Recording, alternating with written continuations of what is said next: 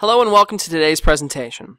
What we're going to be looking at within this presentation is looking at the concept of a rising tide of protest within the Civil War era. Students should be able to, at the end of this presentation, analyze how images may be used to interpret the past, review the causes and consequences of the Civil War, identify the characteristics that define and differentiate regions. Some of the terms that you should be able to understand by the end of this presentation are personal liberty laws, Underground Railroad, Harriet Tubman, Harriet Beecher Stowe, the Kansas-Nebraska Act, John Brown, and Bleeding Kansas. So, we look at the resistance against the Fugitive Slave Act here at the beginning. And as you remember, at the end of our last presentation, we talked about how the Fugitive Slave Act was imparted mostly because of the Compromise of 1850. And they were looking for a way to kind of sweeten the deal in order to get the South to agree to this compromise. Those who opposed the Fugitive Slave Act were angered by the requirement of citizens to catch and return runaway slaves. They did not feel that it was fair to make individuals who may have a stance against slavery or to have somebody and take them away from their daily lives and duties to be able to try and catch these runaway slaves. This also resulted in free blacks sometimes being captured and sold into slavery. This is very much like the idea of the movie 12 Years a Slave, where you have an individual who is in no way, shape, or form part of that slave community, but in order to try and make money, in order to try and seem like you were complying with these types of laws, individuals that were free men ended up in the clutches of slavery. In response to this anger, some northern states passed what they refer to as personal liberty laws. These personal liberty laws nullified the Fugitive Slave Act and allowed states to arrest slave catchers. Now, we have a huge issue here of state power versus federal power, because the law that was put in place that required individuals to actually go after these fugitive slaves is a federal law.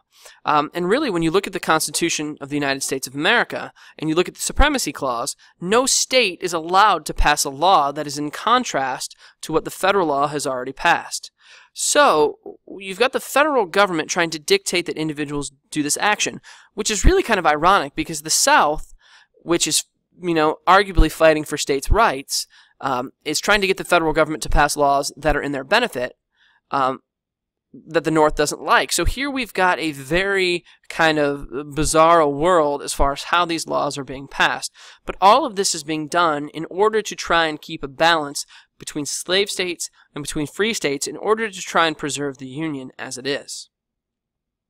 Another major development during this time period is something that's referred to as the Underground Railroad. Northern abolitionists, freed blacks, and even runaway slaves helped organize a route to northern freedom known as the Underground Railroad. This Underground Railroad was comprised of a network of farm wagons, riverboats, homes, and barns that helped runaway slaves hide from slave hunters. This network used complex signals and hiding places, and directions were often carried through songs that slaves would sing on the plantation. One of the most famous songs during this time period is the Drinking Gourd, which provided a lot of directions to slaves in order to aid them if they did decide to run away from the plantation, as far as how they could reach the north and find freedom. Harriet Tubman was one of the most successful conductors of the Underground Railroad. She was largely referred to as Black Moses because she went into the South on 24 trips herself as a runaway slave in order to try and free her people from the clutches of servitude. This is Harriet Tubman.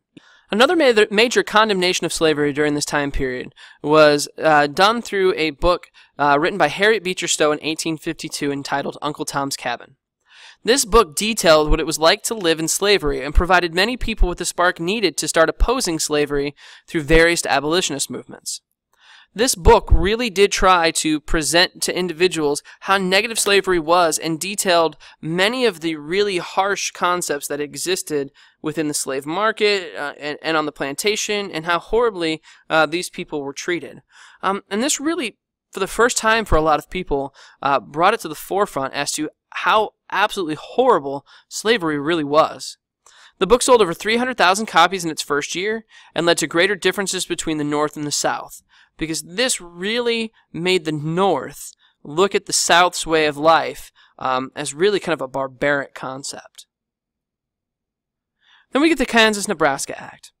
After the failed compromises such as the Missouri Compromise, the Wilmot Proviso, and the Compromise of 1850, many still supported the idea that the spread of slavery should be resolved by popular sovereignty, once again allowing people to vote to be able to determine whether or not a slave should be free or should be slave. The South fought hard against the concept of popular sovereignty and worked to expand slavery into Western territories. After much debate, the Kansas-Nebraska Act was passed. The act split the Nebraska Territory into two and was supposed to allow Kansas to become a slave state and Nebraska to organize as a free state. The act nullified the Missouri Compromise and allowed slavery to spread to the areas that had previously been free, thus causing further tension between northern and southern states. And we can see this concept within this map. Okay, once again, we see the red states that represent the slave states. We see the turquoise-looking states, or the blue states, as being free states.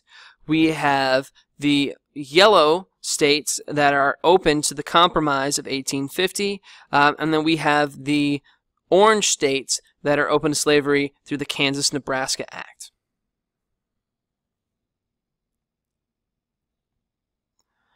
And then we look at the idea of the types of governments that existed during the time period. In order to try and secure each region's interests, both Northerners and Southerners poured into Nebraska trying to outnumber each other and then control the government. As the conflict grew more heated, both pro- and anti-slavery proponents set up their own individual governments and began to pass laws regarding slavery through Kansas. Both governments then tried to petition for statehood, pushing their own idea of whether or not slavery would continue to exist in Kansas's future. So, both trying to hide under the guise of democracy are both trying to formulate different ways in which they can get their own way within this state. This unfortunately leads to a great deal of violence. The high tensions between pro- and anti-slavery camps eventually boil over into really violent concepts. One of the leaders of this violence was a man named John Brown. And this is John Brown. John Brown, who was a major New York abolitionist, led a raid and execution of pro-slavery settlers. So here's an individual that, rather than trying to use the actual democratic process of trying to bring an end to slavery, decides that the best course of action is to try and kill a whole bunch of pro-slavery settlers. This does not set well with individuals on either side, and really makes it much more difficult for the anti-slavery movement to really gain a lot of traction. This led to a lot more violence, in which a lot more people died and a lot more people got hurt in trying to push their own concept. Due to the violence that erupted in 1856, the territory became known as Bleeding Kansas, and this was because all of the bloodshed that occurred over the issue of slavery and state control. The debate over the spread of slavery also became violent within the Senate, and this violence took place after Charles Sumner was involved in a heated debate over whether or not slavery should continue to expand into Kansas, and he personally insulted South Carolina Senator Andrew Butler. A few days later, Butler's nephew, a representative from South Carolina, beat Charles Sumner almost to death with his cane as punishment for his harsh words.